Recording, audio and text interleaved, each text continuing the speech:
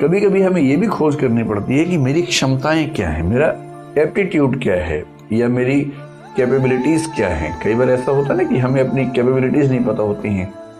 होता है कभी कभी मुझे मेरी क्षमताएं दूसरे लोग बताते हैं, तो आत्मसंधान की प्रक्रिया में अपनी क्षमताओं को समझना ये भी तो आता है। फिर आत्मसंधान के लिए ये भी होता है कि मेरी जो जानकारी है, मेरी जो नॉलेज है वो बढ़े। मैं जितना ज़्यादा जानूंगा उतना ज़्यादा मैं दुनिया को, अपने आप को समझ पाऊंगा।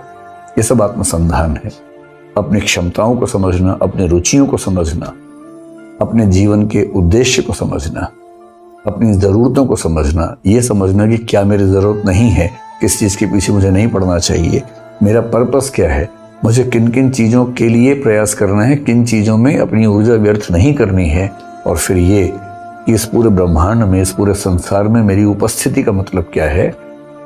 मैं मरूंगा तो मेरा क्या होगा, पुनर्जन्म होगा या नहीं होगा, ईश्वर के पास जाऊंगा क्या, इस तरह के जो प्रश्न हैं, इन सब प्रश्नों में डूब कर उत्तर खोजने का जो प्रोसेस है उसको बोलते हैं आत्मसंधान या सेल्फ डिस्कवरी।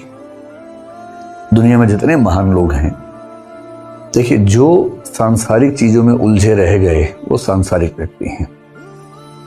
और सांसारिक व्यक्ति आमतौर पर संसार के लालच, आम आदमी तो जो जिंदगी में मिला उसी को जी के चलता रहता है, जो मिल गया उसी को मुकद्दर समझ लिया, जो ना मिला उसी में भुलाता चला गया। साहिर की भाषा में अगर कहें तो वैसी जिंदगी जीता है।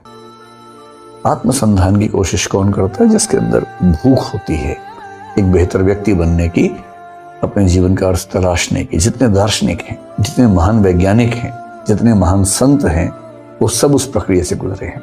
और संत होने के लिए दुनिया से भागना जरूरी नहीं है, दुनिया में रह के भी कोई संत हो सकता है।